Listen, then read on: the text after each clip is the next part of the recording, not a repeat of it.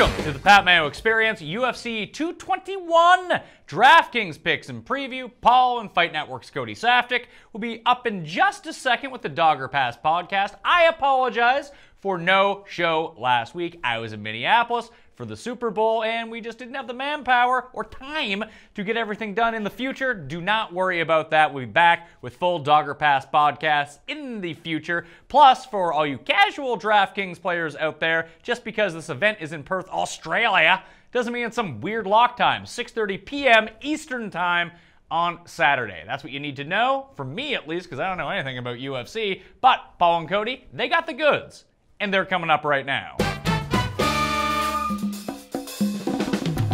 Welcome to another edition of the Dog or Pass podcast. I'm your host, Paul Shaughnessy, joined in studio by my co-host, Cody Saftic, breaking down UFC 221, Romero versus Rockhold for the interim light heavyweight championship. Another interim title? Our interim middleweight championship of the world.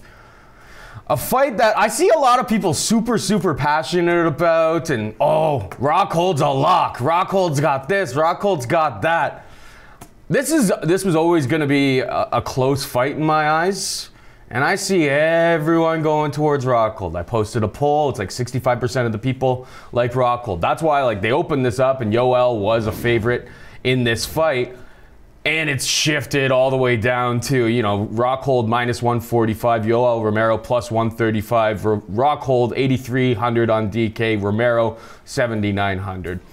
I remember watching the David Branch fight, and I said to myself, if someone can crowd the space against Luke Rockhold and they have power, Luke's in a lot of trouble, because he was kind of in some trouble against David Branch. Sure. Now he's against Yoel, who likes to take his time and stay on the outside. But when he closes the distance, man, he does it with some fury. So I'm leaning towards Romero here. All right. And on DK, I think the likelihood of an early finish is probably more on Yoel's side. He went 5 rounds with Robert Whittaker. And the line keeps climbing, so I've just been waiting my time. Hopefully we get a plus 150 and we lock in Yoel Romero. Everyone's zigging and I'm zagging on this one. What's your take? Yeah, I'm going to have to go the other way. And Paul, did you have Eric Anders last weekend? Because I think that makes you 0-3 for main events to start the year. I had him. I didn't. And you're about to be 0-4 here. I had him. I didn't bet him. I had him quite a bit on DK, but it didn't kill me. But that's the thing, is I am 0-4 on main events. No, you're 0-3. You're about to go 0-4. Well, was the Duho Choi Stevens 2017? It was 2018. I'm 0-4 here. About to be 0-5. No, about to be 1-4. We're due.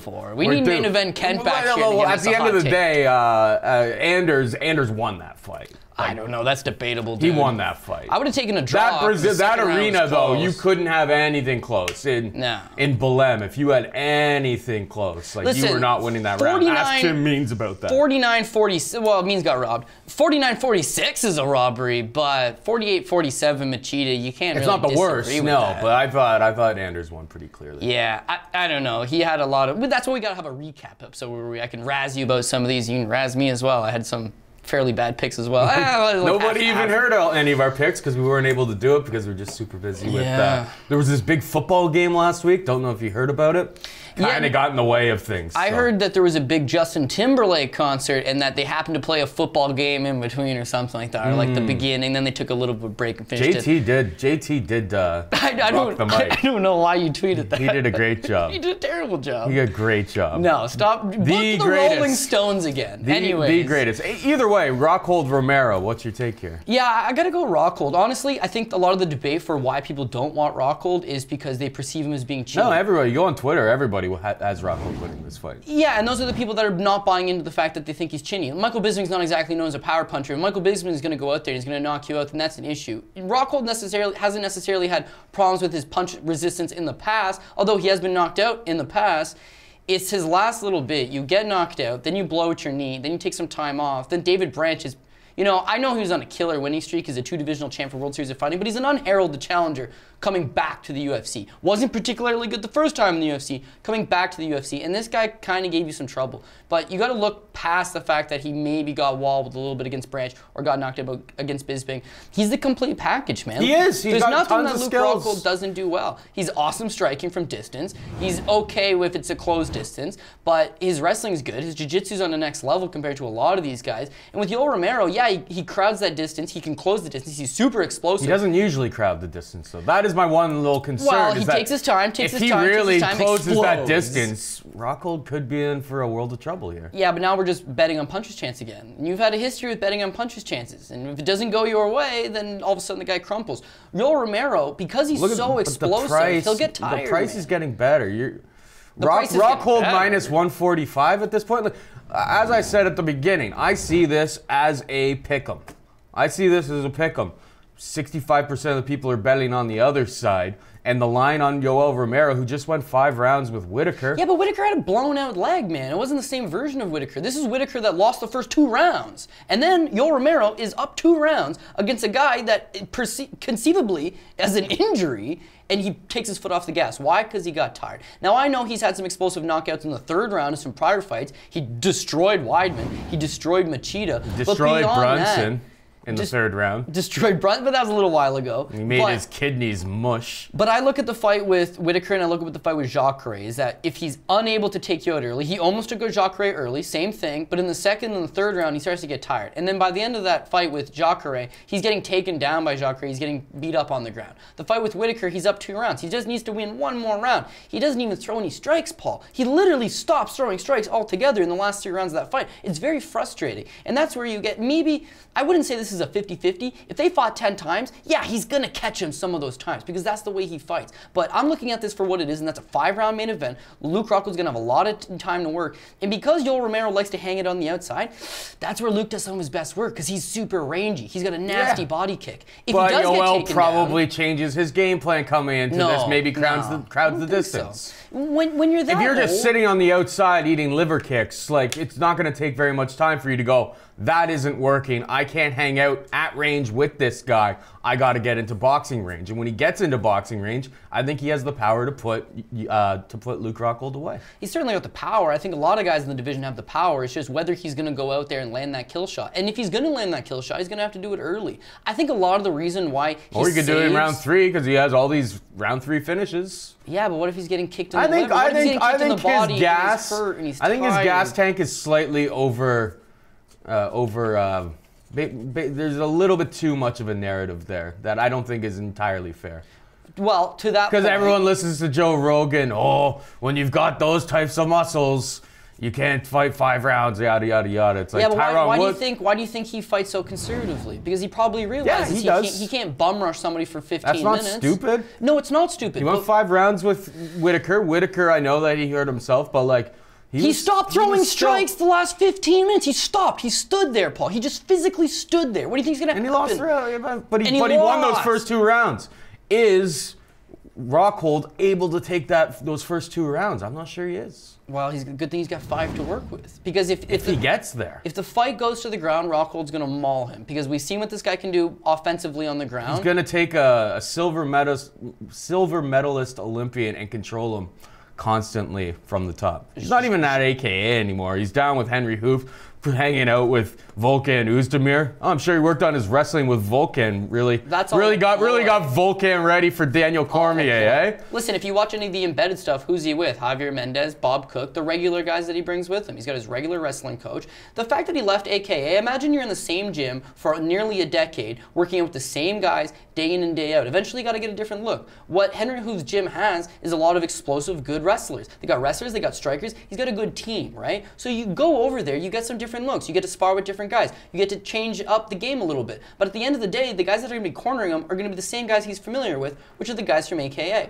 I think Luke Rockhold, same thing. He's getting a little bit older. He's not the stud that he used to be. But in a 5-round main event here, I know his cardio is going to check out. I feel like he has the ground advantage. I know what you're saying. How is he going to take down a silver medalist? Tire him out. and then take him down. Because Rockhold prefers to strike from the outside, and Yoel Romero hangs out so much on the outside, that yeah, he might have a good first couple rounds, but if this fight goes 3, 4, and 5, I can't get behind Yoel Romero. It is a close fight. I don't think it's going to be a washout, and I don't think if they fought 10 times, Luke Rockhold's going to win every single time. But the line at minus 145 on Rockhold really isn't that bad. I don't like it. I literally see it as a coin flip, and you're giving me plus 135 on the underdog. Fair enough. He'll have the same fate as Ngannou and Derek Brunson and Doo-Ho Choi and Eric Anders. You know what all those guys had? A puncher's chance. It didn't work out for them, and they lost. It's due to happen this time around. You might be due. It might be due. So either way, on DK, I prefer Yoel as a play. He's a little bit cheaper, 7,900. I think you got to have one of these guys, to be honest. I think they're both fairly priced. Both guys are going to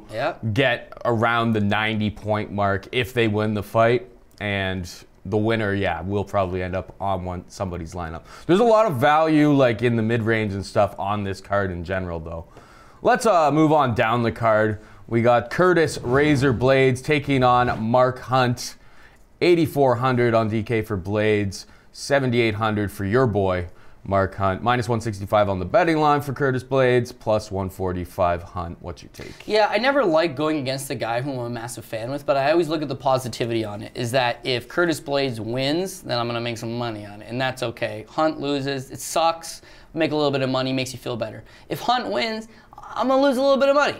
But Hunt wins, baby. I'm still happy about it. I get it. That's the spot I'm in here because I just can't back. If it was Mark Hunt in a pure striker battle, once again, I'm going to look at the fact that he's obviously the aging guy. He's getting older. He's had a myriad of problems that have kind of plagued him the last couple of years, but he's still Mark Hunt, and this is a striker that you don't want to mess with. But if you're going to stick him up against a young, top-heavy wrestler who seemingly has a great gas tank that can push the pace on him and score takedowns, I just can't. Can he score takedowns, though? Yeah, absolutely, I think so. Very well can. The one thing that gives me a little bit of caution here is when we go back to that Danny Omalanchik fight. Yeah, fair. If he's taking on a short, stocky dude, it's tough when you're a tall, like 6'4", 6'5" wrestler, trying to get down low enough to get to the hips of someone who's 5'10". He's so much bigger than Mark Hunt that if he's not, he seems to struggle to get down low enough to secure a takedown. That being said, he may just bull rush forward and maul him and get him to the ground that way. And when he gets him to the ground, I don't think Mark Hunt's getting up. If we've looked at the Brock Lesnar fight and everything like that, I don't think Mark Hunt's getting back up. Once he's on his back, he's kind of stuck there. But there is a little bit of cause for concern. We're in Australia. Mark Hunt's going to be getting all the buzz. Blaydes is in a co-main event. It's a big spot for him against a veteran who is loved in this country. And yeah, Blaydes, if he's not able to secure the takedowns and he's just hanging out with Mark Hunt can still knock out anybody. I don't think we have the same guy anymore, and his durability is definitely much more in question these days, but it's a little bit concerning for me. I don't know if Blaydes is going to get the takedowns, and when he doesn't get the takedowns, it's like the Omalanchik fight, which he arguably lost. Like it was really close, and he scored like 72 points in a spot that everyone was loaded up with him on DK, and he didn't pay for his price. If he's not able to secure these takedowns, this fight gets real dicey. Yeah, fair. See, one of the reasons I actually don't mind him is that obviously we're looking for the takedowns. Obviously that's the path to victory for Curtis Blaydes if he wants to definitively beat Mark Hunt to take this guy down. But even if he really can't get the takedown, he's got a much longer reach. He's a lot more active. And I think that's going to help him out here. You look at his last fight against Alexei. Does he have the footwork, though, to compete? Yeah, no, I think so. He moves very well for a big guy, especially when you consider how big he is. And working at altitude, a lot of his training camps out in Colorado, I feel like this is one of those big heavyweights. He's almost like a hybrid. He's got good gas tank. He moves well. He can take you down. He can stand up with you. He's kind of that next generation guy. He's a young guy. Now, the worry would be, dude, you're fighting Mark Hunt. If he lands on you, he's going to knock you out. But what we took away in the fight with him versus Francis Ngannou is that he can get dropped by Francis and still kind of push through it. He can still get back up. He can still fight through. Now his eye closes, fight ends up being a TKO because he can't see out of one eye. I totally get that. But you learn a lot from that on how to deal with a power puncher. He took down Ngannou got back up, made him pay. But you're going to get better because he's a young guy that's going to be making improvements. With Mark Hunt, there was a time where Mark Hunt couldn't wrestle whatsoever. Sean McCorkle was getting the guy down. Well, actually, he took McCorkle down. McCorkle subbed him. But we all know how bad at one point Mark Hunt's takedown defense was. Then some bitch learned how to wrestle. He's stuffing takedowns. He's beating Ben Rothwell up and stuffing good takedowns. The thing is, at some point, Mark Hunt hit his 40s, and at some point, his body really started to ache. Yeah. And now he's one of those classic strikers that doesn't want to go to the gym and wrestle, man. So he'll go to the gym and he'll hit pads, but his takedown defense is not really improving. Now look at the Stipe fight. Stipe shoots a couple early takedowns. Mark Hunt stuffs them. He stuffs them. The thing is, Stipe continuously shoots takedowns, and eventually you're gonna get him down. And when you get him down, tell me about it. Yeah, his soul, Mark Hunt's soul leaves his body because it's like, oh my God, I'm taken down. I can't get back up. He gets on all fours. He's just getting mauled on, and that's what Curtis Blaydes can do here. Curtis Blaydes is gonna have that cardio advantage. He's gonna have that length advantage. He's gonna have that speed advantage. Once again, what Mark Hunt has is a puncher's chance. And you can't just solely get on a guy unless he's just on a puncher's chance. Now, I'll admit, for plus 145, it's dog money. Puncher's chance, 145 is not good enough. If Mark Hunt's a plus 200, if Mark Hunt's a plus 225, shit, he might land that big punch. I'm not sure what the knockout prop is, but I bet you the knockout prop is probably, I bet you he's like plus 170. That's what I would guess what the knockout prop would be here. And Blaydes showed that, like, if it wasn't for his eye closing shut, like, he was on the path to going 3 rounds with Ngannou, who throws just as heavy, if not heavier, than Mark Hunt. So he could take the shots, and Mark Hunt could still win without going, or without winning by knockout. He's super rangy, and Mark Hunt, all I'm saying is that taking the knockout prop probably wouldn't be worth it, because there's, even if Mark Hunt wins, it's not necessarily by knockout. No, dude, I agree with that 100%. A lot of people were saying, once again, I'm saying puncher's chance. Well, dude, he might clip him. What more than likely is that he could clip him, but it's like you're saying, it's in Australia. So go out there and just hurt him in the first round. Even if you drop him and he gets back up, try to get a 10-8, but just win the first round. Second round will be a lot more dicey, and in a third round, I can't get behind Mark Hunt against a guy that's proven to have a good gas tank. So lose the third round, dicey decision, hopefully it goes your way. But Australian judges are not necessarily corrupt. Brazilian judges, so corrupt. Even if you're an American in Brazil, hey, here's some money, give out to our guy. But we've seen decisions in Australia, namely, where we're going to talk about Jake Matthews coming up here. He's taking on opportunities Andrew Hallbrook. Oh, for a little shrimp on the barbie. Yeah, fair. You might be able to squeeze one out. But I got to go with Blaydes, and when I'm looking at the line at minus 165, dude, that's not bad at all. No, it's actually not that bad. I like Blaydes as well in this spot. I was just kind of playing devil's advocate to kind of show the other angles of the fight. And last thing I will say about this fight is that Dudas, the ROI king, his first play of 2018, the guy never bets. When he does, he's on like, he's won his last like 10 bets. Yeah. Moved in on Blades. Yeah, just yesterday at minus 150. Yeah, so it's good value, man. I think he probably does get the takedowns, but that Omalanchuk fight is the one concern, is that shorter, kind of stockier dude that he wasn't able to get down low enough to secure the takedowns. Yeah, but I think he's young and he's developing. I think he knows I'm not going to hang out and just strike with Mark Hunt. I think he will secure the takedowns, get the finish. My last point on the fight as well is that if you're Mark Hunt, you don't even know who Curtis Blaydes is. I mean, he's been angling to fight top guys. He wants to fight Francis Ngannou. He wants a rematch with Alistair Overeem. He wants to fight those guys. So for him taking on the number 9 ranked guy in the division, according to UFC rankings, the number 9 ranked guy in the division, he's not overly excited. It's a fight, and he's a fighter, and he's going to show up to the dance, and he'll do his best. But for Curtis Blaydes, this is his Super Bowl. This is a big-ass opportunity, man. Of course. So go out there and capitalize the way I think he can, and he should be able to get the job done. We stay in the heavyweight division. We have Tai Tuivasa taking on Cyril Asker. Tai Tuivasa, 9,300 on DK. Cyril Asker, 6,900. Tuivasa, minus 310. Cyril Asker plus 255. Who do you like here? If anybody is a long-time listener to the show, they know which way I'm going because I seemingly always take Cyril Asker for some stupid-ass reason. Oh, you're taking? Oh, yeah, wow. I'm going to take Cyril Asker here. You faded Ty in his last fight. Yeah, I know. I told you he's a big boy that moves well. What happened? Flying knee knockout, Rashad Coulter. Yeah, half flying knee because he couldn't get his fat ass quite that high. The boy moves for a tubby. Yeah, but you know what? We actually discussed this on the last show, and I talked about how good his credentials are on paper. I mean, the guy's a former rugby standout. I mean, he's got a good training system behind him. He's an athlete. He's a big athlete. Doesn't look like an athlete, but he's a good athlete for his body type. Yeah, he's fast. He's actually quite explosive. He's got super heavy hands. And then the Rashad Coulter fight, I'll admit, totally my fault. Why would anybody bet Rashad Coulter? And it was just a small sprinkle bet because I had a hunch. Why would anybody bet Cyril Asker? Well, because Cyril Asker's he could pose problems that, quite frankly, Coulter just couldn't. Coulter kind of came from a boxing background, was a stand-up guy, and the thought process there is that if he can just tire out Tuivasa. If you look at Tai Tuivasa's fights on the regional scene, the guy gets tired fast, man. Yeah. Even if you watch his kickboxing match, right? Ooh, this guy he's listed on like all of the information on the UFC website as being like 8-0 or whatever.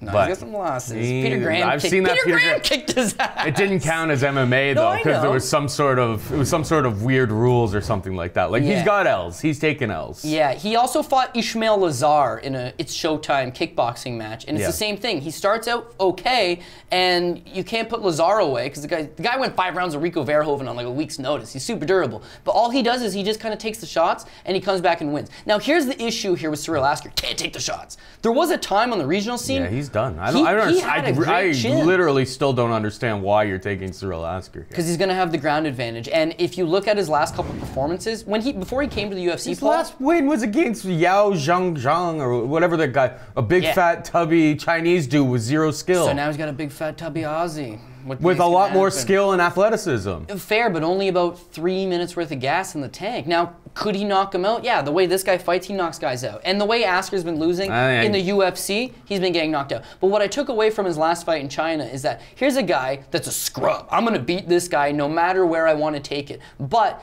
the conscious decision is I'm going to take him down because he realizes I'm not fighting on the regional scene anymore. I'm not fighting in EFC Africa against literally the worst competition in the world. I'm not fighting in Finland anymore against a guy that should be fighting at 205. I'm fighting UFC level competition. This Jared Cannonier guy is going to catch me. He knocks me out. Now he's at the point where he realizes I can't walk through punches the way I used to do back in the day. So he's trying to use that brown belt in BJJ. He's trying to use that judo background that he's been working on. He's trying to get the fight to the ground. Tai Tuivasa will be hard to take down initially because he's so massive. He's going to be hard to take down. But if you can just last around with him, he'll get so tired that you'll be able to take this guy down. Now I'll admit, this is one of those fights that, again, like Rashad Coulter, if Tai Tuivasa is going to win, it'll be explosive, it'll be a definitive statement victory, and he'll KO him.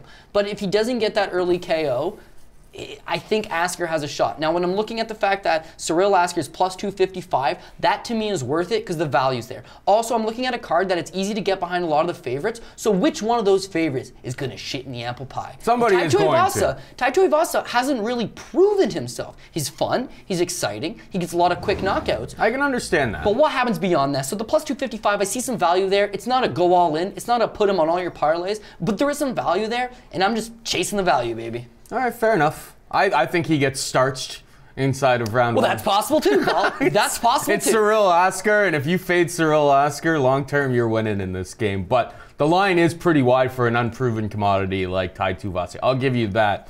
I'll have a little bit of Tai Tuivasa, but it actually wouldn't be a bad idea on DK to maybe fade him.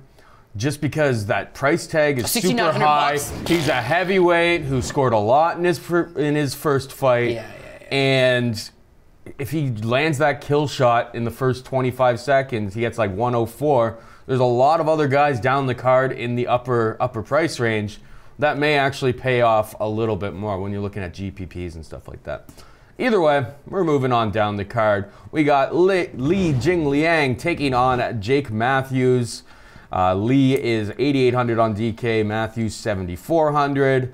Jingliang, or Li Jingliang, minus 155, plus 135 for Matthews. Jingliang came out in his last fight. This guy's just been improving every single fight.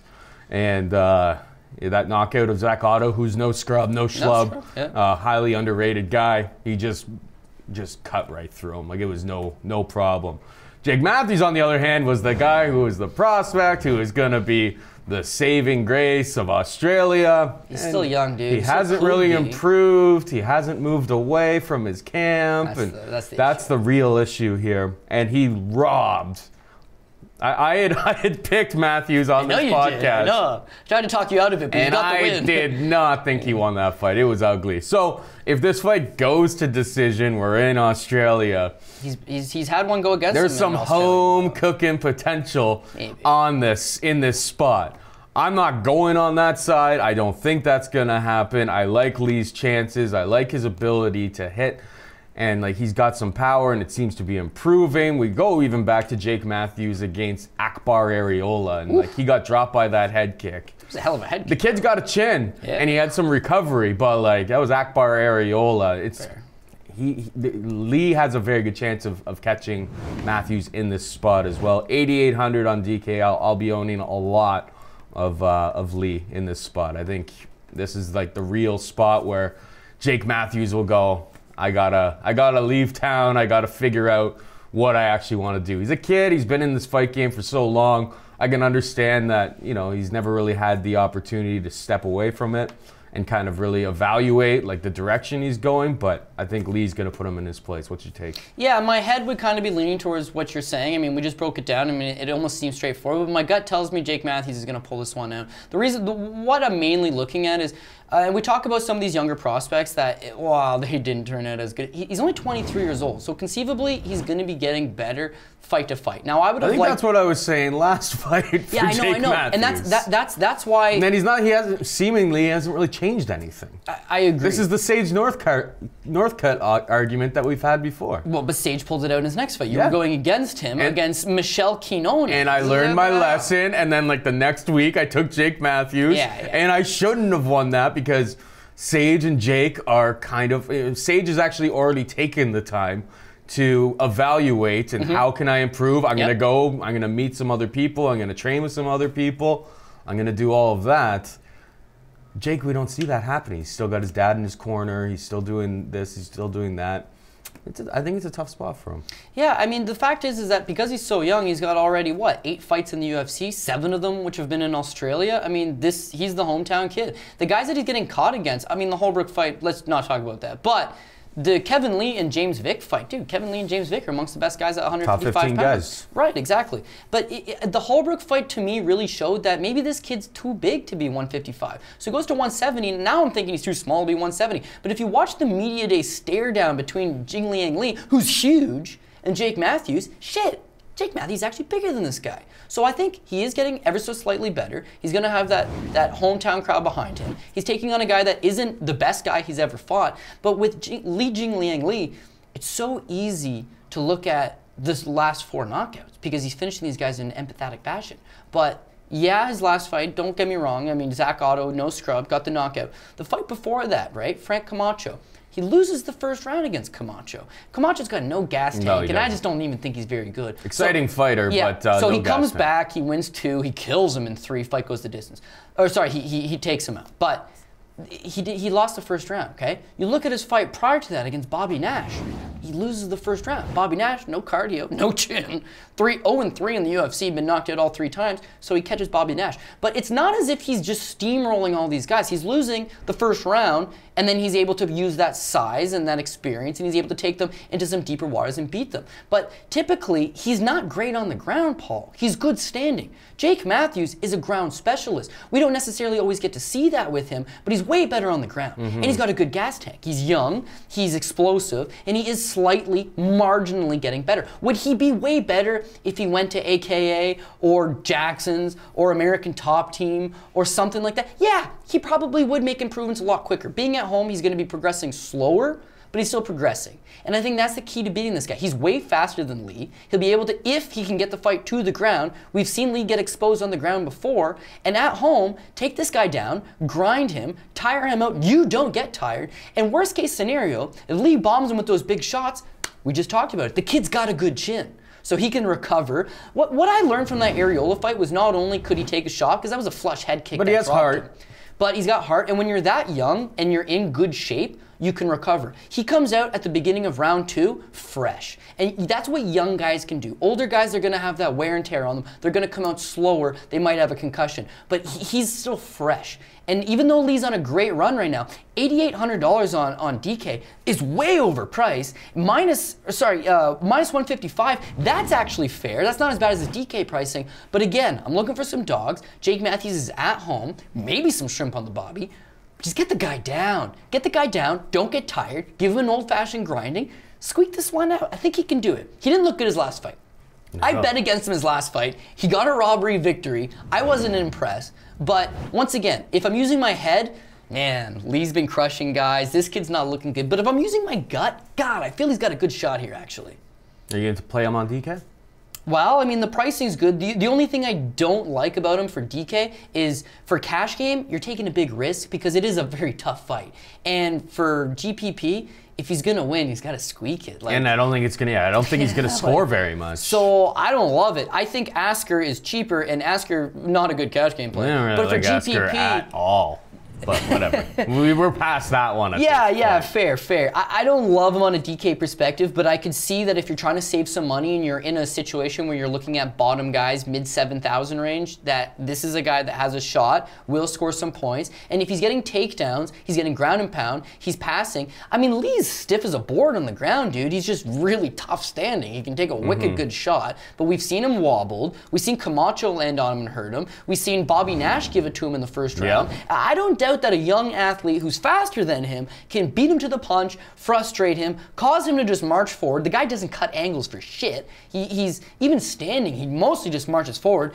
Dance around him, circle around him, and the main thing is, don't get tired. So if the kid's in good shape, and I believe he is in good shape, push the pace. He was able to kind of push the pace against Boyan. May not have won the fight, I don't know but if he didn't get tired. I don't know if I would bet Matthews in this spot, though. Yeah, well, he's just so untrustworthy at this point. But I wouldn't bet Lee. I would avoid Lee. Fair enough. You maybe walked me off Lee a little bit. I still like him. I still like him to win, but you're right. There's this is a winnable fight for Matthews, and that's why the line is dictated the way that it is. Yeah, fair. Next up, we got Tyson Pedro taking on Safarov. Tyson Pedro, 9,100 on DK, minus 280. Safarov, 7,100 plus 240. Tyson Pedro in his last fight, mauled by my boy, Ilir, the Sledgehammer, Latifi. Got some dog money on that one. It was good times. That was good times. Just Latifi's just so strong, and if he's shorter than you, and he's shorter than anybody, and he can take you down, you ain't getting back up. Like, he's just so strong and dominant in those positions. Tough spot there for Pedro, but I think Pedro will improve. This is a real just line up. This is a softball pitch to him. They're just like, knock it out of the park. Safarov, we saw the one thing that everyone was impressed by is, man, this guy is super tough against Jean Vellante. It was a war. He took some real shots. The guy's got a chin. I will not doubt that. I didn't see a shred of like world-class skill or anything to this from him. And essentially, the ref eventually had to jump in and just be like, dude, you're just too tough for your own good. We gotta save him from himself. Yeah, save you from yourself. I think Pedro wins this probably by getting a takedown and looking for submission. That seems to be his usual path to victory. Safarov's just more of a sloppy stand-up striker. He's not like your Russian powerhouse wrestler from anything that I've seen. I think this is Pedro all day. 9,100, sign me up. I think he's parlayable minus 280 if you like to play that game. I'm trying not to parlay all that much these days, but I can understand the argument for adding him to parlays. Like, I just don't see how he loses this fight unless it's a lucky shot. Yeah, well, greasy theory alert from me coming here. Safarov's 31 like I'm 17. Like, there's no fucking way. Zero, no chance, right? Definitely lied in his documentation. And I know almost for a fact that he did not have an ACL prior to his debut against Jean Vellante. This is a career regional scene guy. Biggest win was what, like Ronnie Wallace. And he comes to the UFC. He's got one knee is not even there. He goes in this fight with Jean Vellante. You see him hobbling and bobbling around. It was bad. And he's not a young man. This guy's easily 40 years old. I can almost guarantee you he has lied on his documentation, not 31. If he was younger... Well, it's like you look at his picture there, which is up right now, And They say that hair. at 31. There's no way. Look at the difference in the hairlines. Dude, honestly, Safarov made his MMA debut. They said he was 24. There's no way. I'm telling you, no way. The guy's easily 31 when he makes his debut. And I'm sure he's got a lot of wear and tear on his body. Comes from a bit of a combat sambo background. I think he's a Dagestani fighter. He's probably been through the gears. If this was a younger guy who had gone to MMA right off the bat, he could plausibly have a shot here. And I only say that because the key for beating Tyson Pedro would seemingly be get the takedowns. Ilir Latifi scored 4 takedowns on 5 attempts. When you get this guy down, he's still very green. He's still learning. He was going to Greg Jackson's, but he spent a full camp here now in Australia, working out with Mark Hunt and Tai Tuivasa. Tai Tuivasa, I think, is his brother-in-law, married to Tyson Pedro's sister. So they all got a house rented together, they're trained together. But the key to beat him is taking him to the ground. If I thought Safarov had 2 legitimate knees and wasn't an old man, then maybe, just maybe, he goes out there, completes some takedowns. But in the Jean Vellante fight, he goes 0 for 2. The reason is he can't explode off the leg, nor does he really commit to it because he knows he really can't. So I agree with you. Safarov is not UFC quality. Maybe there was a time a long time ago that he could have been, but at this point, he's one of those typical, I knew the UFC wasn't going to sign me as a 40-year-old man, so I kind of lied on it to get into the UFC. In the UFC, has a crazy war with Jean Vellante. That was fun times. But beyond that, there's no ceiling for him. So this guy's probably going to lose one more time. He's not going to be one of those guys that goes 0-3 in the UFC. No. He's one of those guys that goes 0-2 in the UFC, and then they part ways with. But with Pedro, he's young, he's good looking, he's got a very exciting fight style. We would like to build this guy up. We're in Australia. Who can we give? And that's Safarov. And so the line really isn't all that bad considering he's not even a 3-1 favorite yet. I imagine that he would be. And the only concern I would have in this fight is if the guy gets taken down, I don't think he's all that good. But Safarov is not that I just don't see that in this game. Unless maybe his knee was just too banged up in that spot. What I thought originally... But there hasn't been... he's had enough time off, I guess, to fair. heal. But the body don't heal as quickly when you're a 40-year-old man. Which I'm telling you... Cody wants to see your real birth certificate. It probably doesn't exist. He's from a part of Russia that stuff goes vanishing sometimes. All I'm saying is that if you just told me, yo, Tyson Pedro versus Dagestani combat sambo fighter from Russia, I'm interested right away. But it's when you learn about Safarov that you learn he's not that typical mold. He's not the Amari Akhmedov, maybe I'm not that talented, but I'm tough as shit. He is tough. He can take a hell of a punch. He's got heart for days, but the skill don't match that toughness. And Pedro should be able to get the job done. Yep. So I agree with you. Nothing in this sport is ever a T-ball shot. Unless it's, well, even Bektic had some trouble. That Gillespie fight, that was a T-ball shot. I think we all saw that one coming. But beyond that, oh yeah, Shevchenko, T-ball shot. This isn't that.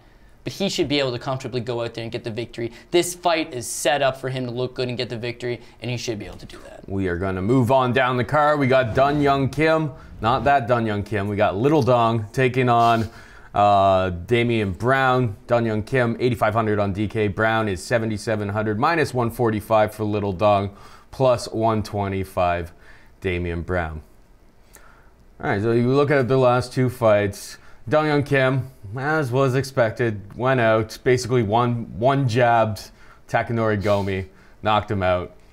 It was about as predictable as it gets. Gomi's so washed at this point. Wow, once he hits the ground, it's game over. Yeah. And Damian Brown had a war of wars with Frank Camacho. Super fun fight. Super fun fight. But it exposed a lot of holes in his game. I think Dun Young Kim, I believe, has like a judo background. Does, yeah.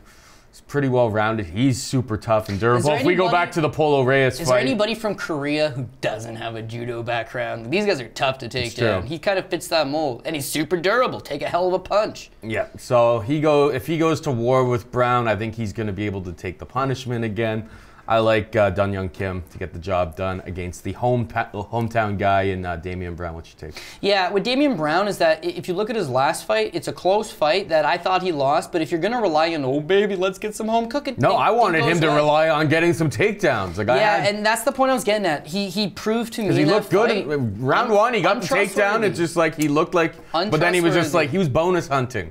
And it's just like, if you're going to be playing on DK, you want a guy who bonus hunts, but you want someone who bonus hunts and knows that he's going to get the win. And he wasn't He was behind in every facet of that game, basically the whole fight. Yeah, 100%. But he looks good in the first round with the takedown. He almost gets the rear naked choke. But beyond that, he throws the game plan. Then he got reversed and almost got rear naked choke. Yeah, as well. he throws the game plan away. And then now he's trying to stand and bang with Camacho, who missed weight and as a result wasn't getting tired. You know what I mean? It's like, oh man, I probably shouldn't have done that. If you're mid-30s Damian Brown, started off your MMA record terrible, probably should have never got to the UFC, got to the UFC, and you're kind of overachieving a little bit, best thing you can do is get some bonus money, baby. Young Kim is a bonus money fighter. I'm just gonna go out there and wing punches against him too, get another 50 grand. But that's how you get 50 grand but lose out on your win bonus because you're gonna lose the fight. Now, he's pretty decent on the ground, but taking down Young Kim would be tough. Young Kim, he made his debut at 170 against Steele, who's huge, and he gets slam knocked out. Beyond that, at 55, he shows that he's got good size for the division. He's not some tiny guy like he was at 170. Yeah. So he'll be able to hopefully keep the fight standing, and if it's gonna be a battle, he's a little sharper with his punches, he's got a little more volume. And with Damian Brown against Camacho, there was a moment in that fight where it's like, okay, this is up for grabs. Go out and grab it. And he's walking into punches. He's tired. He's a guy that's known for his cardio, but he was tired from the trepid pace. He works a full-time job. And that fight against Camacho was, what, 3 months ago? It was in November. So since then, you've had to go back to your full-time employment, probably eating a little bit. Oh, UFC's back in Australia. They want me on the card. I'll go for that. And because he's shown me that even though he realizes I'm better on the ground, and that's where I should take the fight, because he had an unwillingness to just follow his easiest path to victory and instead engage in a war, that's just untrustworthy. So I got to go with Young Kim, who I'm not huge on, but he's got some decent striking. He's got a hell of a chin. And we've seen different aspects of his game before. He can go to the ground. He can go to the ground. He can keep it standing. He'll find what is his best path to victory, and he'll take it. But Damian Brown won't get blown out. He'll be in the fight. He'll stick with it. He probably goes the distance. He could get caught, I suppose. Vince Pichel caught him pretty good, but Vince Pichel's a beast.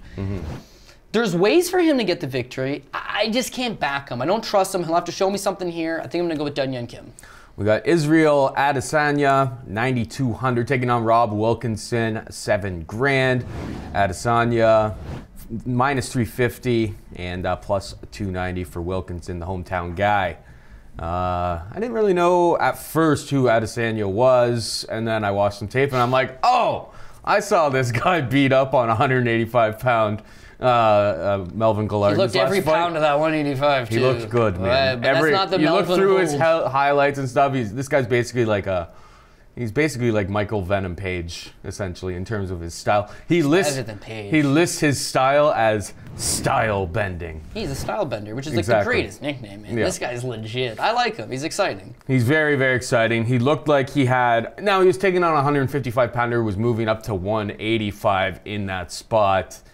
But he looked like he knew how to sprawl and brawl. He looked like he had all the facets to his game, and he's got super flashy, powerful striking that's super dangerous. I don't think Rob Wilkinson is in for a good time whatsoever this evening. What about you? Yeah, I mean, important to note that his most impressive victory is over Melvin, who, after that fight, decided to try his hand at bare-knuckle boxing in England, which I believe he has a 3-2 record right now in bare-knuckle boxing in England. He's winning.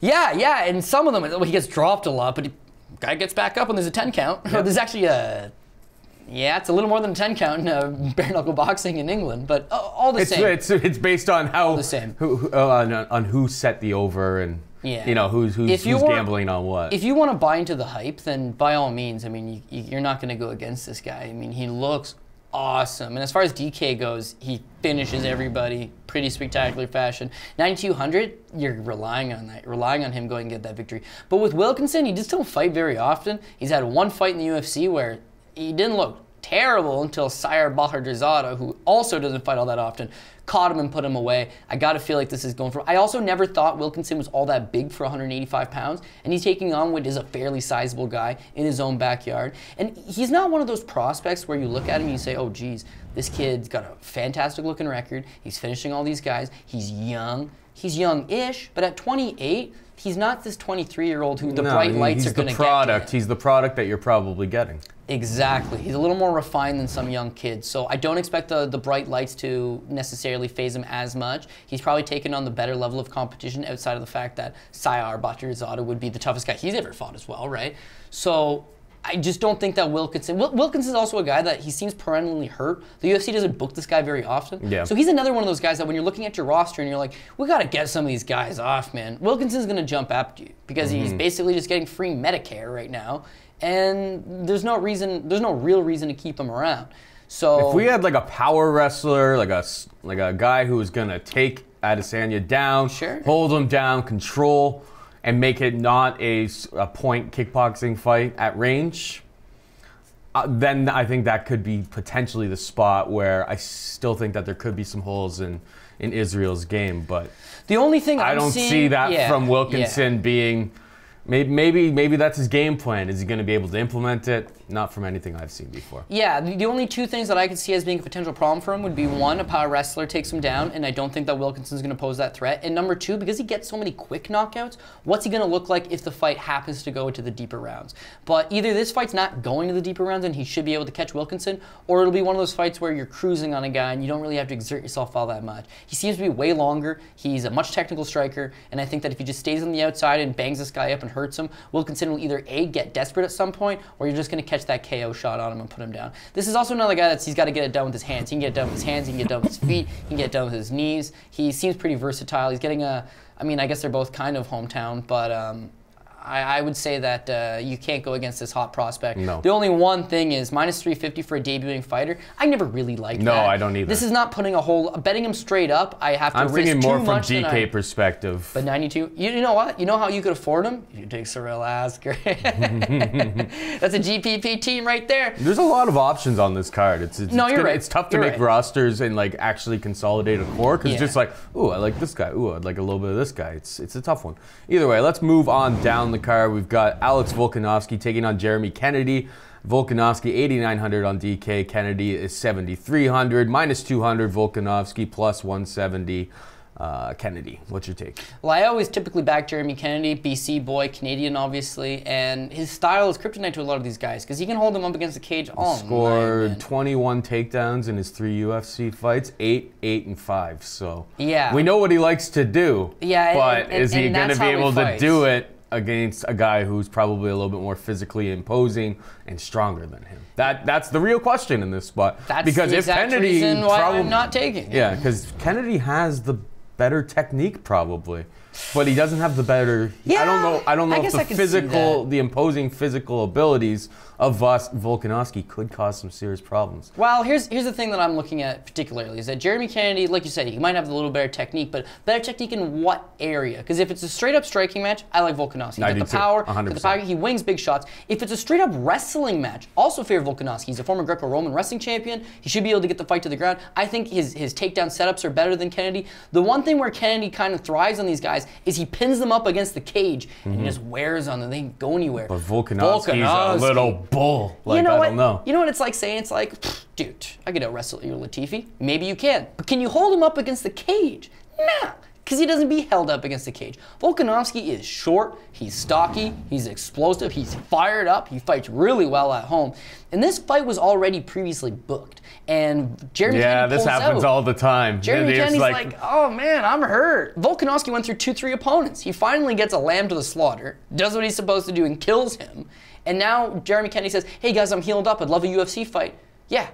Volkanovski. Shit. I pulled out the last time, hoping to avoid this. I don't know. He's actually a warrior. He's undefeated. Yeah, I'm sure mentally he's not thinking. But he's going into Volkanovski's backyard. Coming off an injury, coming off a layoff. This is a matchup that Volkanovski's I've been to New Zealand. Already. I've never been to Australia, but like the flight there, like that'll take a hell of a lot out of you. Like it's 20 hours in an airplane plus all the time that you spend at airports. Like, yeah, I wonder when he got down there, because hopefully for him he got down there early, because it's flying down to Australia in that part of the world. Like, yeah, you're messed up for a week or so. But because he's on the far west coast, that would help out a little bit, right? It's not like he's flying from Ontario. 3 hours of it's 5 hours of the flight, I guess. So yeah, from BC it'd be 15, 16 hour flight. Brutal, man, brutal. So layoff, coming off Actually, an and they're injury. going to Western Australia, though, so it's all the... I have no idea. It could actually probably be pretty similar to like what I did. Yeah, and my last point on it is, like you said, 21 takedowns through 3 fights, very impressive. But who are the guys taking down? You know, he's taking guys down like Alex White and Alex Ricci and guys that maybe don't wrestle all that well. Bokniak. Kyle Bokniak's at least a tough guy, but just not very great on the ground, right? I mean, you can take this guy down, and he is a tough guy, don't get me wrong. Like, you've got to really grind. The reason why he's to get getting the all of victory, these but- takedowns is because he doesn't have the strength to hold these guys down. So he got 8 takedowns in his last fight against Bokniak, is that he doesn't have that physical power. When Volkanovski takes you down, he's got the power to actually hold somebody down for a long time. So Yeah, that's sounds like we're on the same page. That's on this exactly one. it. If Volkanovski gets taken down, he's popping back up. If it stays strike, I just think he gets the victory. And he's one of those guys that's so fired up.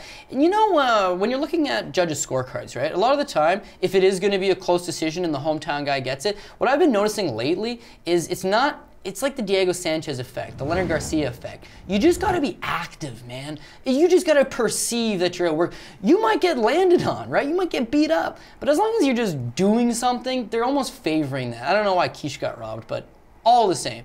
When I look at this fight, I think Volkanovski he's a little flashy. He's a little more dynamic. Jeremy Kennedy is a meat and potatoes guy. What he does well, but he doesn't do it flashy. He doesn't do it spectacular. And if you're going to go out there and fight a tough, close fight against the hometown guy, you got to do more than just be technically sound. So I think Volkanovski gets the job done. And to be perfectly honest, when I look at the line, minus 200 Volkanovski, that's going to blow up. Like, I know he's fighting an undefeated fighter, but he's better than that line is. I see some value on him, even though he's 2-1, and I'll be playing him. All right, let's move on down the card. We got Jussier Formiga taking on Ben 10 Nguyen. Both of these guys, 8,100 on DK. Formiga, the ever so slight favorite at minus 120 to plus 100, even money on Nguyen. In theory, I know that like when you have guys of this caliber, you can't really call it like a striker versus grappler. But when you're taking on Jussier Formiga, even if you're Ben Nguyen, who wins some fights by submission, you don't want to play the ground game with Jussier Formiga. Like, nobody wins the ground game against Jussier Formiga. So I expect Ben 10 to try to maintain distance, keep Formiga away from him. It's a pick'em for a reason. This is a super hard fight to call, in my opinion. I'm leaning Formiga because I say if he gets it to the mat, there's really not anybody who has a great chance against Formiga. If he gets you to the ground, gets to your back, it's a long time trying to ride it out after that. So give me Formiga because I've always kind of backed Formiga along the way. But I would not be shocked either way. What's your take? Yeah, I got to agree. I mean, this to me is a pass. I think the line's pretty much... Yeah, it's perfect, right? Yeah. It's a pick'em fight, and the thing with Ben Nguyen is that when he's seemingly getting beat up, like the Lewis Smolka fight, he's getting dominated on the ground. And then the Tim Elliott fight, I expect him to kind of much of the same. Tim Elliott's going to be a better wrestler than him, and is probably a little more versatile and probably better on the ground. And then he goes out there and subs him, almost buzzsaws through a guy that's proven to be very durable in the past. So I don't know what version of Ben Nguyen I'm going to get. He's young, he's definitely improving, trains at Tiger Muay Thai, good camp around him, getting essentially a hometown fight, despite the fact that he's technically born in America, getting kind of that hometown feel for him. I don't mind him, but with Formiga, if you're going to get dominated by a guy on the ground, I mean, it certainly could be Formiga. The problem with Formiga now is you look at the Ray Borg fight, those young, explosive guys, they'll just wear him out, man. I mean, he's a little bit older. He doesn't like to push a trepid pace. He likes to get the job done, and preferably so gets it done quick. Or just backpack this guy with a body triangle and ride him for the rest of the round. That's kind of like he likes to fight. He doesn't like those gritty, push him back and forth affairs. That's not what he likes. If the fight Borg stays standing... is super physically imposing, though. Super physically imposing. But with Ben Nguyen is that he's very scrappy. And as far as the fight stays standing, Ben Nguyen will chew him up. 100%. Ben Nguyen's a way better striker than Formiga. So you're essentially, if you're betting Formiga, you've got to hope that this fight hits the ground. And if it does hit the ground, what version of Ben Nguyen's going to be there? If this is Ben Nguyen, I'm very capable of grappling, then he's going to give him fits. The guy's pretty good on the ground. I think he's only a brown belt against Formiga's high-level black belt. Doesn't sound sexy, but at the same time, when these young, agile guys come in here against these old grizzly Brazilian jiu-jitsu guys, they can have their way at times. If it stays standing, not only is Ben Nguyen a much better striker, he's way faster. So he could jump in and out of the pocket and just frustrate Formiga doesn't have great takedowns. No. He just finds ways to get the fight to the ground. He'll trip finds ways you. to get to the ground, yeah. He'll rush you. He'll push you up against the cage and basically lean on you to get it to the ground. He doesn't have your prototypical. If he had a real prototypical like blast double or single leg takedown, or incorporated a game like Damian Mayo of securing those takedowns, watch out, because when he does get to the ground, he's a big problem for anybody. That's why I'm saying it's a really tough one to call, because if Formiga wins, he probably gets to the ground, and when he does, he capitalizes, finds the back, finds a choke. That's all she wrote. If Ben 10 is able to back up, push him off, and stay away over the course of 3 rounds, racks up a whole bunch of strikes, and he wins the fight. So as I said, Formiga for me, but yeah, I think the fight, in my opinion, I'm gonna lean Ben Nguyen, and the reason why I'm going that, I don't know why I'm drawing a blank here, but Dustin Ortiz's last fight, right, is kind of similar matchup in the sense that this guy's probably better on the ground than me, but he just wants to take my back. And I'm young, I'm agile, I'm a good scrambler, I've got way better gas tank, I'm faster, and I'm a better striker. Even if he takes my back, just remain patient, work your way out, make him pay, make him pay, make him pay. And that's what he does. He gets a clean victory in that fight, in my opinion, comes through as a dog, gets the victory just on work rate alone. You could be on my back for 3 minutes of the round. You could be on my back for 3.5 minutes of the round. If I've got a minute and a half of actual damage, especially in front of a hometown crowd, they'll favor the minute and a half of damage over the 3.5 minutes of control. Yeah. And so it's a close fight. Fair enough. I'd probably say avoid it, but Toutmaster, got to make a pick. I think I'm going to lean Ben to win. Don't love it, but got to pick somebody. Ross, the real deal. Pearson takes on Mizuto Hirota. Pearson, 8,600 on DK. Hirota, 7,600. Minus 150 on the betting line. Up to Pearson for Hirota, plus 130. What's your take here? Terrible value as far as DK goes on Ross Pearson. I mean, I think a lot of us expect him to get the victory, but he's also on a terrible streak right now. And when he loses, what happens? People take him down and they frustrate him and they do it. And he's taking on Hirota. That's his game. Hirota is super underrated, does. man. He can stand. He's got some good power. He takes guys down. He's pretty resilient. He's kind of always in it. And you know what? The guy kind of always just never gets the appreciation he deserves. And I feel like with Ross Pearson, a lot of the time, when you think about a matchup and you think about Ross Pearson, oh, dude, Ross Pearson used to be pretty good. He'll beat this schlub. But it's like he's fighting the best guys in the world, and then he's fighting mid-range guys in the world, and then he's fighing just okay guys. And he's taking L. Loss. Was he on 4 in a row right now? It's like his wife is like the ring card girl that they use in Australia. So it's like that's probably why he's even on this card in the first place. I'd be like, baby, you know what you gotta do to get me the victory with them judges. Oh God.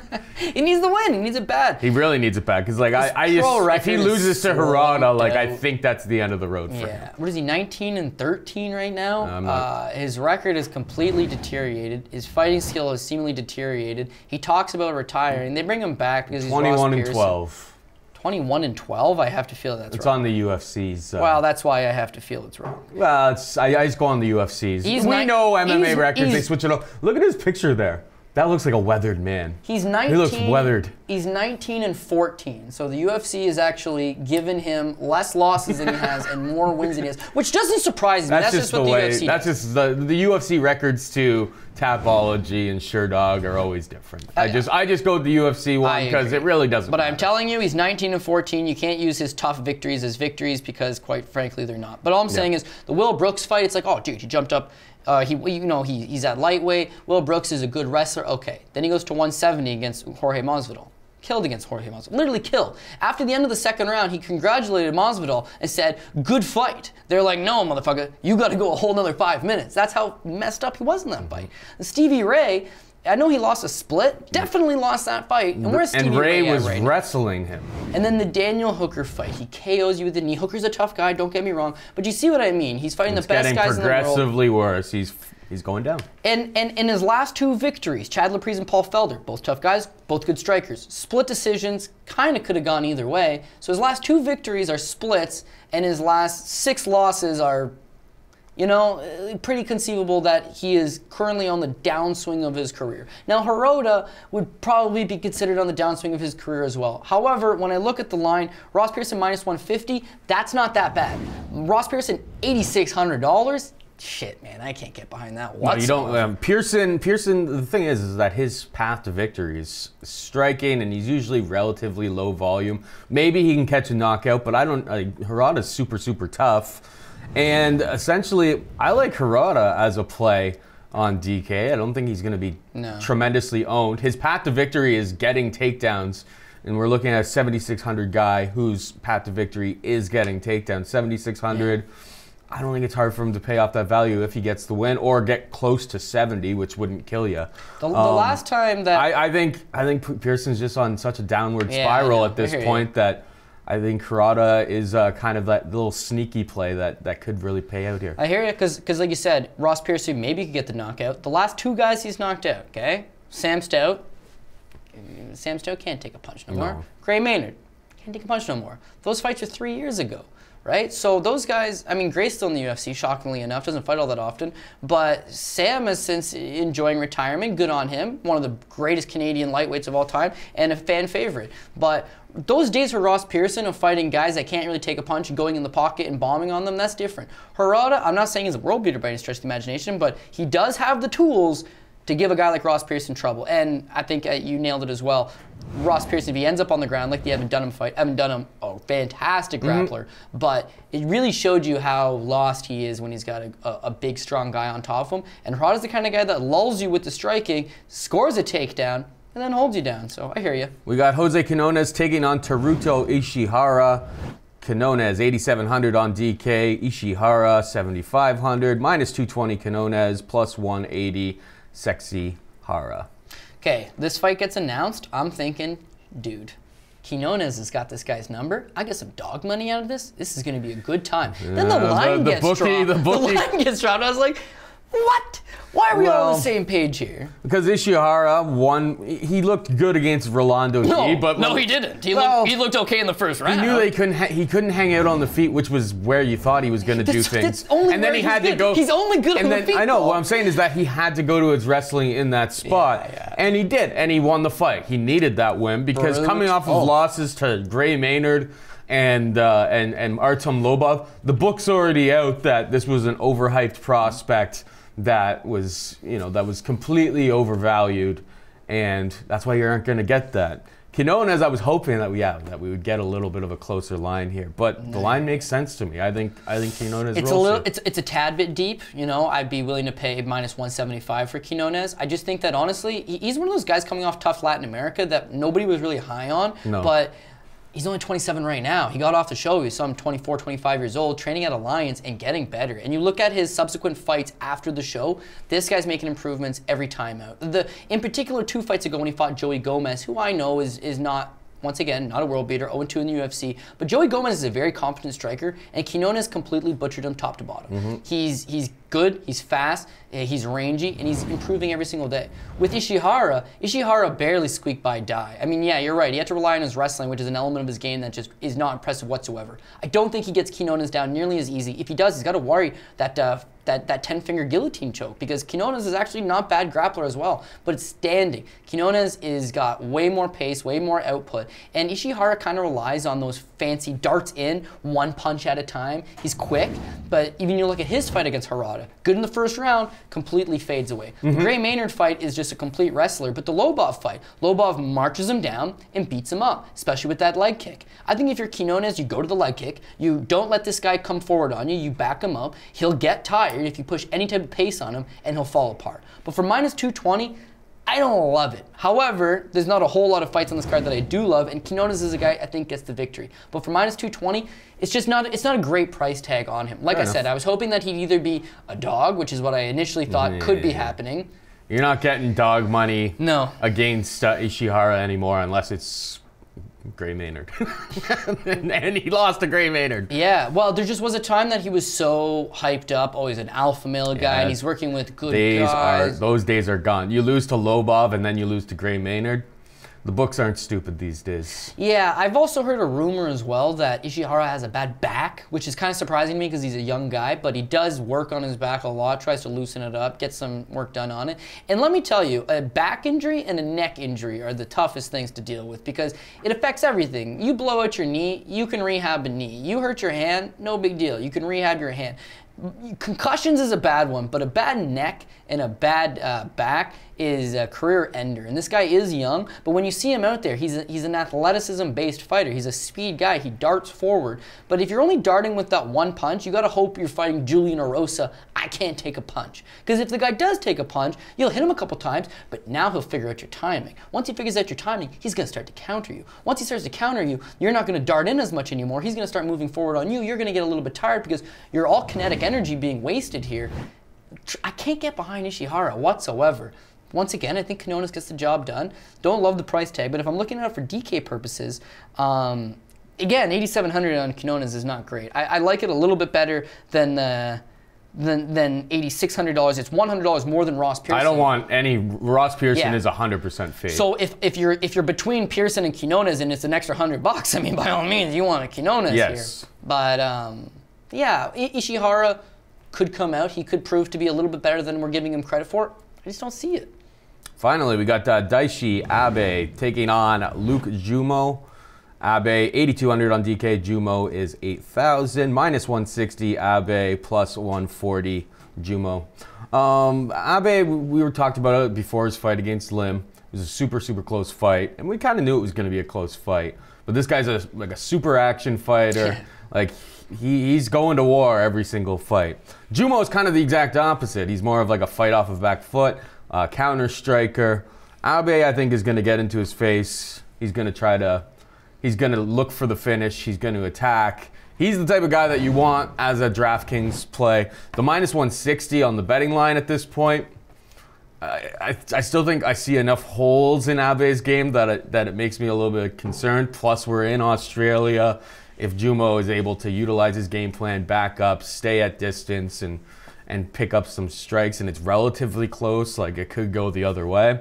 But Abe on DK is a guy that I'll probably be mixing into a lot of teams just based on the fact that like he tries to bring the fight to you. His style is predicated. I know he's not a takedown artist, so you're not going to be getting takedowns and stuff, but he's going to be trying to throw a lot of volume, move forward, push the pace, and if he's landing, he's scoring. So that's my take here. Minus 160 is just a little bit steep because I think it is a relatively close fight, but I'm not overly sold on Jumeau altogether myself. Yeah, I mean, this is an episode of Bookie Beatdown where I've been talking about a lot how I don't like the price tag. It's not an episode of Bookie Beatdown. So, oh my God, yeah. No copyright, no copyright. It was our show. This is an episode of Dogger Pass Podcast where a lot of the prices don't make sense to me. Minus 160 Abe, I don't mind that whatsoever, dude. Undefeated. You like it? Yeah, undefeated, good striker, resilient guy. You got to look at the fact that his last fight against Hung-Yu Lim, you're taking on a guy that's established in the division. Is massive. Is massive. That's a lot of pressure for a guy who's 5-0 at the time that hasn't really taken on that same level of competition. But he looked good. He looked good against a savvy veteran. Flip side to that against Jumeau. And he was arguably down until like the last 10 seconds. And then I think he knew that he was down. Dug deep and like put on a shit kicking for the last like 20 seconds of the fight, which stole that round. So I don't know if his corner was telling him that or if he just internally knew. It's just like, this is really close. I gotta close this one out. I'll tell you something about him. He stole that, and then nobody was complaining about the decision. Dude, I'll tell you something about Abe in that fight. I learned a lot about Abe in that fight. Abe learned a lot about Abe in that fight. Because yeah, he's not perfect. He's got holes in his game. Yeah. There are areas that you can exploit this guy, but at the end of the day, he made the proper adjustments. He's taking on a guy that's a bulldozer, that's moving forward on me. How can I change my angles? How can I pivot off the center line? How can I nail this guy with the counter punches? He has spots in that fight where he looks fantastic. He has a spot in that fight where maybe he's getting a little bit tired. But that's a war. And as a young guy who's undefeated, taking a UFC debut, those are the kind of wars that are going to help you. Jumeau, meanwhile, gets into the UFC coming off a win over Vic Grucic in a tough-ass fight against Vic Grucic. That doesn't look good. The Dominic Steele fight, Dominic Steele had the worst game plan in the history of game plans, but Jumeau exploited that, and then he came in against Shinzo Anzai with the worst game plan in the history of game plans. He was so complacent. It seemed like basically the same type of game plan, but he wasn't able to utilize it anymore. He was so complacent, getting held up against the cage and getting taken down. He had no sense of urgency. He had no sense of, I need to switch up the game plan. He more or less just accepted it, that I can't get behind a guy like that. You've got to be able to make in-fight adjustments. Abe proved that he can make in-fight adjustments. Now, when I look at this fight, Jumeau comes from a straight-up striking background. He's a traditional martial artist, right? He's got a lot of traditional experience in his repertoire, taekwondo, all that jazz. Shinzo Anzai holding him up against the fence, that's how you beat this guy. Let's be honest. Hold him up against the fence. Dom Steele should have been able to do that had he not gotten completely exhausted attempting that. Yep. He'll finally get a striker that's going to stand in front of him. But he's going to get a striker that, in my opinion, is going to be a little bit quicker, and he's going to be able to beat him to the punch, that can take the best arsenal, the best weapons that he has in his game. Abe should be able to take that, take the punishment, roll through with it, get the victory. Minus 160, I don't mind it. $8,200 on DK, again, don't mind it. Jumeau is resilient. It's hard to put this guy away, but he was hurt against Vic Grucic, so who's to say Abe can't land the kill shot? And as far as cash games go, he's a good price. $8,200, he's a good mid-change guy. So if I'm just... Because he's proven that he's tough, and Jumeau's not exactly a power puncher. Yeah. So when you're looking, for me personally, when you're looking at the bottom of the card going up, and I'll give a quick recap here. Yeah, that's what I was looking for. I like Abe, and he's the favorite. I like Quinonez, he's the favorite. I'm trying to avoid Ross Pearson like the plague. I would go to Hirota in that spot if you're gonna target anything in that Ross Pearson Hirota fight. Yeah, Ben Nguyen, this is even, so I'm not taking a dog here really. Volkanovski, favorite. Adesanya, he's a favorite. Dunyoung Kim, he's a favorite. Pedro, he's the favorite. So where am I going to get my dogs? That's where I like Jake Matthews. That's where I really don't mind Cyril Asker. And I suppose because you probably want one more dog on there, Mizuto Hirota could be that guy. But then you just got to attack the mid-range. Like a guy like Abe, you got to get a guy, some of the guys that are a little bit more in the cheaper 8K range if you're going to be going a lot of favorites, or those are the guys that you're leaning towards. You can't really pay up with that type of strategy for Tai Tuivasa. Or even maybe Pedro. You can't get two of like Pedro and Volkanovski or something like that. Yeah. But for Jingliang Li and Jake Matthews, as well as the Ross Pearson or Mizuto Hirota, all I gotta say, dog or pass, baby. They're so close fights that you're probably gonna want to take the dog. And I know you're using a similar reasoning in the main event, right? It's a close fight. You believe it's a pick 'em. Why not take the dog? I don't feel the same way. I like Rockhold, but for those other fights, I'm taking dog or pass. And as far as Cyril Asker goes, maybe it's just a hunch. Feel free to give me shit on Twitter on Sunday morning if he gets blasted out in the first round. If he doesn't get blasted in the first round, don't give me shit. If he does get blasted in the first round, okay.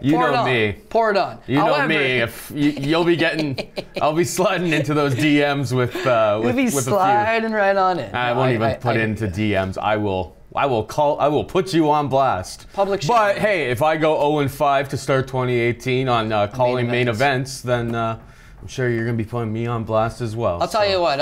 It's an equal playing field. We both give each other heat all the time. You'll know more because you're very, we can have call-ins on the show. If Yoel Romero loses and you go 0-5 for main events to start 2018, next episode, main event Ken as a call-in guest just for the main event because someone's got to help you out. Someone's got to help you out. Deal. Okay, let's do it. All right. I guess those are our final thoughts. That's everything here.